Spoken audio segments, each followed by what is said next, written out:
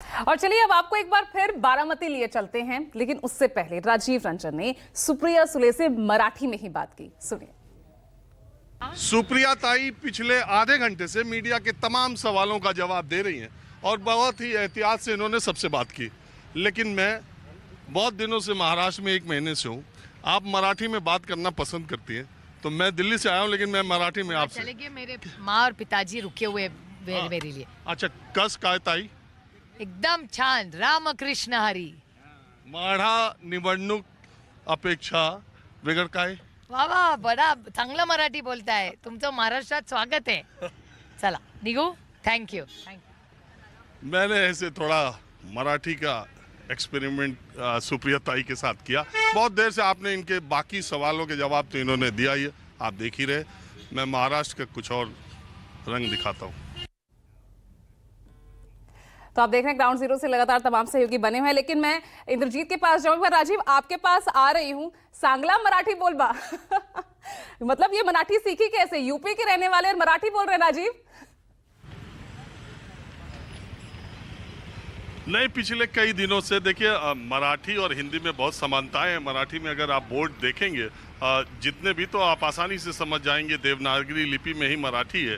थोड़ा बोलने में कुछ शब्दों का इधर उधर है, लेकिन अगर सामने वाला, अगर आप 1-1.5 महीने महाराष्ट्र में रहते हैं, तो सामने वाला अगर मराठी बोलता है तो मुझे लगता है 70-80% आप समझ जाते हैं। और मैं जहाँ जाता हूँ वहाँ के लोगों से मिलने जुलने के लिए थोड़ा बहुत तो उनकी भाषा को सीखना पड़ेगा।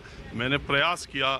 और इसमें एक इंटरेस्टिंग बात बताऊं, एक दर्शक ने ही मुझे कुछ शब्दों के मराठी लाइन सोशल मीडिया पर पोस्ट किए और उसने कहा कि आप ये बोल सकते हैं, तो मैंने वो प्रयोग किया और कुछ लोगों से ऐसे बातचीत करके। बहरहाल वो सुप्रिया सुले, उनके ऊपर जो आरोप लगे हैं, वो वोट देने के लिए आई थी, तो उनसे आधे घंटे तक तमाम मीडिया वालों ने सवाल पूछे, उन्होंने लगातार जवाब दिया। तो फिर तो कोई सवाल था नहीं, तो मैंने सोचा थोड़ा अलग कुछ जायका लेते हैं और मराठी में बात करते हैं। उनको जल्दी थी, चूँकि शरद पवार और उनकी माताजी, उनके पिता और माताजी उनका इंतज़ार कर रहे थे कि वो आएँ तो वो वोट देने के लिए जाएं, इसलिए, नहीं तो और भी बात करता। बहरहाल मैं जो महाराष्ट्र में बारामती में मैं हमेशा कहता हूं कि यहाँ के लोगों से कैमरे पर बात करना कुछ आप निकलवा सकते नहीं। ना कोई शरद पवार के बारे में सीधे खड़ा होता दिखाई देता है, ना अजीत पवार के। दोनों बोलते हैं साथ हैं, तब भी कुछ लोग हैं। आप कुछ कह रहे थे, बताइए क्या बोलना चाहते हैं? सर, मैं तो बताना चाह रहा था कि लोकतंत्र क्या होता है, वोटिंग क्या होती है और क्या चल रहा है। अगर मैं उसमें बारे में कुछ बोलना चाहूँ, आप मुझे इजाज़त दे तो मैं बोलूँ। थोड़ा शॉर्ट में रहिएगा। मैं शॉर्ट में ही कह रहा हूँ सर। मेरा हिसाब से लोकतंत्र एक मजबूत और होना चाहिए और एक मजबूत ईमानदार विपक्ष होना चाहिए, जो कि भारत में कहीं दिखता नहीं हो। पक्ष न विपक्ष, दोनों ही नहीं दिखता, ईमानदार है ही नहीं। आप पिछला रिकॉर्ड भी देखिए, कहीं भी देखिए, उठाकर देखिए। आज यही तो बात हो रही है। एक तरफ बिटकॉइन से इलेक्शन को प्रभावित करने की बात हो रही है, एक तरफ राष्ट्रीय महासचिव खुद ही पैसे लेते और दूसरे विधानसभा में, यही तो बात है। लेकिन जनता के बीच में भ्रष्टाचार कोई मुद्दा है? मुद्दा है ना सर। बेरोजगारी मुद्दा है, आपकी महंगाई मुद्दा है।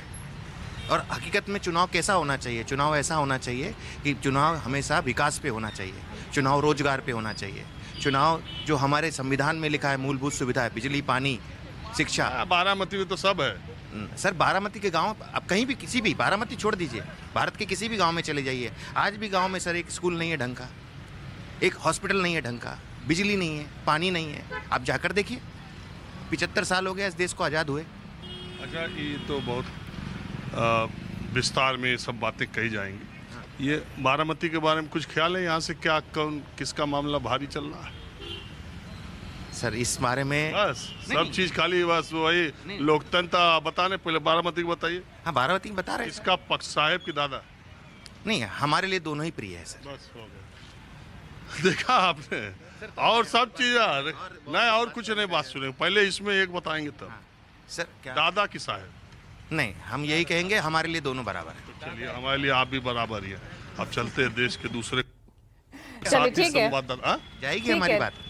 यहाँ सब बात जाती है। हाँ, जाएगी या नहीं जाएगी सर? तो हमसे बात करिए ना सर। ठीक है राजीव, आप लगातार बने रहिएगा।